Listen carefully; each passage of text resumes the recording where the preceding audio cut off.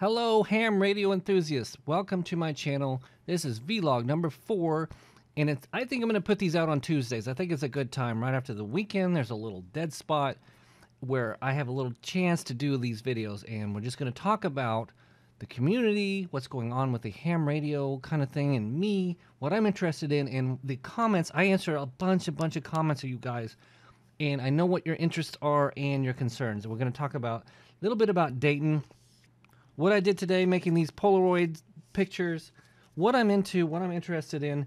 We're going to do some book review stuff, and I'm going to show you some QSL cards that I got, and we're going to talk about this little box right here, MFJ box.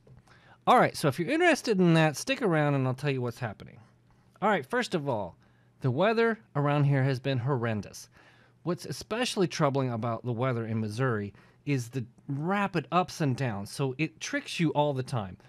Anyway, you just have to assume it's going to be cold as hell, and it has been, and I've had a lot of, I basically can't operate right now unless I do it in my basement, and even then, as I told you, my mast is frozen and I can't get it up, so I'm not too worried about right now. I'm just doing a lot of other things. So today was President's Day, and my daughter was out of school, and I happened to be off of work, which is very unusual, but my current client that I work at, we were off today. So I decided to have a photography day. I'm trying to get her interested in photography or some kind of hobby, you know. I'm always trying to get her interested in something. That way I can kind of promote it and help her, whatever it is, doesn't matter. But today we went downtown St. Charles and took these pictures. And she got for Christmas this little Polaroid type thing. And at first they were overexposed, as you can see. And we took these pictures, and you can't really see on the Polaroid what you're going to get. You just have to take the picture and wait. And eventually we figured out that it was overexposed, and there's a little setting. And this is one of my favorite pictures right here that I got of her today by the Missouri River, downtown St. Charles. Okay, that's what we did today. We did a little photography stuff. And that leads me into what I've been reading lately. Okay, so finally, after a very long time, I don't know why, but on Amazon, sometimes you'll order something and it will take forever to come. And then sometimes you'll order 3 things at once and 2 of them will come, and the one thing you want takes forever. So it took like forever for this book to come. But I finally got The Camera by Ansel Adams. And this book is my fun book. I read it. I just relax whenever I want to relax and just let's go read something. And the very first couple chapters, which I've read, he immediately talks about visualization.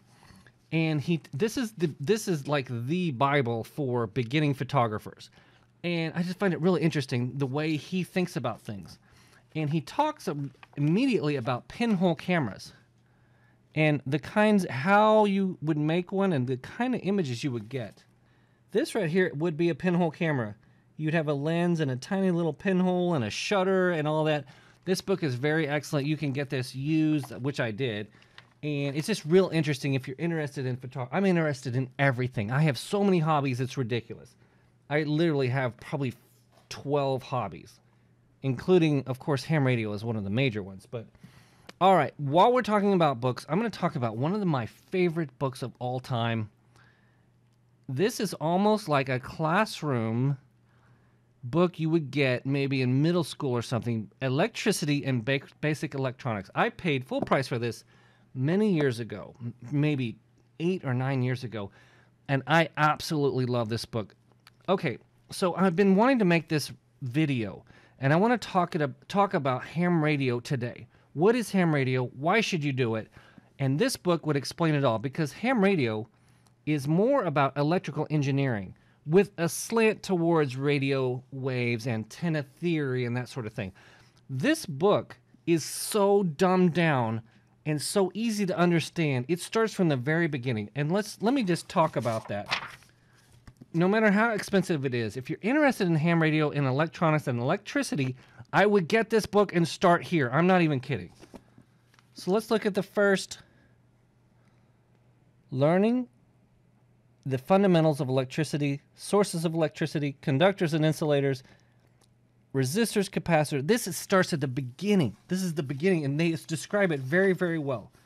So, you know, this is kind of like I almost hate to say it, but it's almost like a child's book of electricity and how things work. If you are new to ham radio and electronics, This is exactly the book you need to get because it's so, I mean, literally this is a middle school book and this is what you need to get started.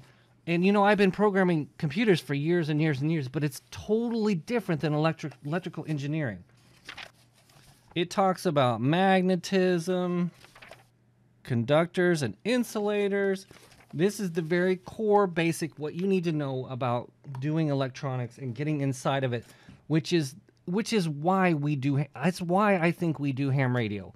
Ham radio is fun and interesting, but it's really about electrical engineering, and it has a bent towards communications, but it comes back to electrical engineering. Anyway, I highly recommend this book. It's freaking awesome. I don't even know if you can get it anymore, but I would pay anything for this book, and I'm never giving this up. Every now and then, I'll just start reading it again, and I just feel re-inspired again when I read it. Okay, so now that we've done that, I'm going to show you a couple QSL cards that I got. I don't remember when I got them.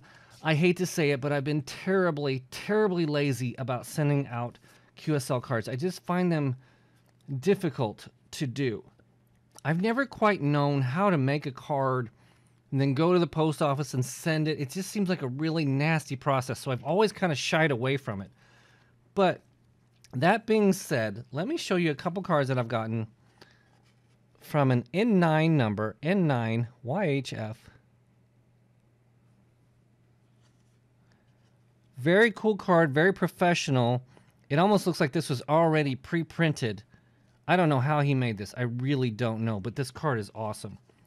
An N9 YHF. Let's see, what does this say? Let me read it. This was in December of 17 at... Keep up the great work, Tom. Maybe the live CW show can be a Friday, Saturday night event with a nice whiskey. How cool is that? 7.31. Love getting these cards. So freaking awesome. I don't know why, but mixed in with these cards is here is me at the Grand Ole Opry standing at the main stage with my wife and my kid, my first kid before my second kid came along. I stood on the you can take a tour and stand. You get to see everything. Go to the Grand Ole Opry. That's cool. I just thought I'd throw that in there. All right, so we did the books. What is this crazy box I have here?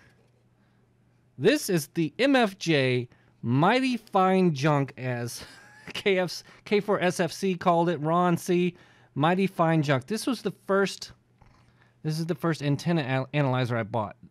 I don't know why, but MFJ really loves huge, heavy boxes. I mean, they don't even care. They're like, let's make a big old box.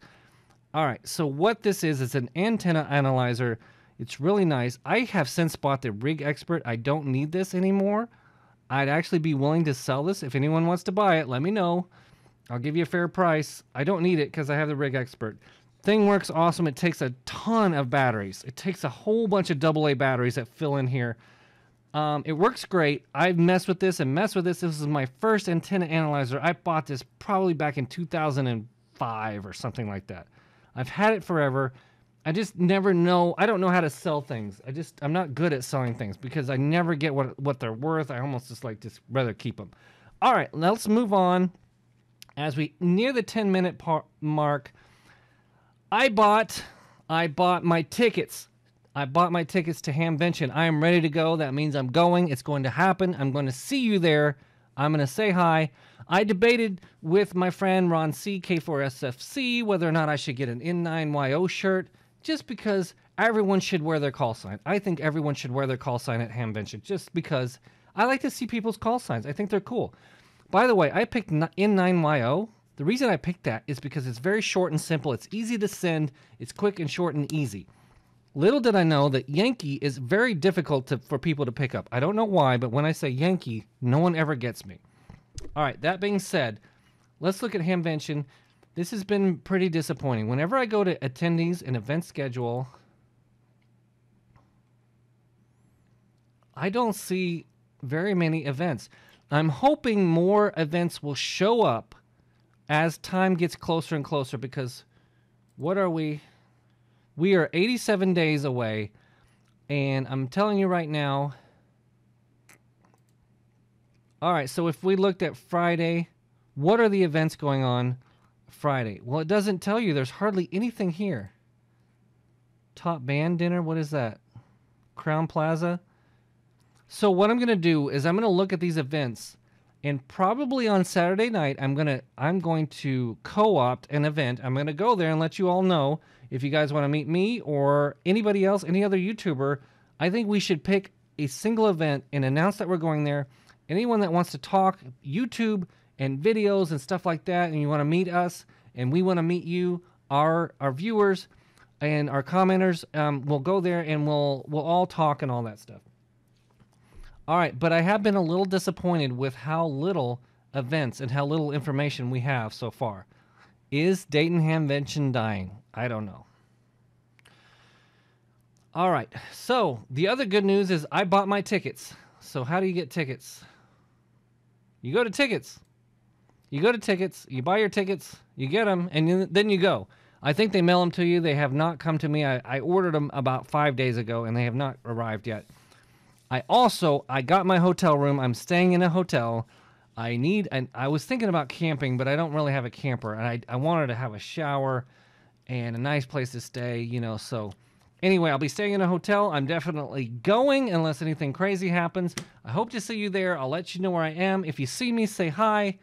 I'm friendly. I'm nice. I might be a little shy at first, but then, we can talk our ears off, whatever. All right, I'm going to see you there. Oh, wait, here it is. $22 in advance, $27 at the gate. Save $5 if you buy your ticket now.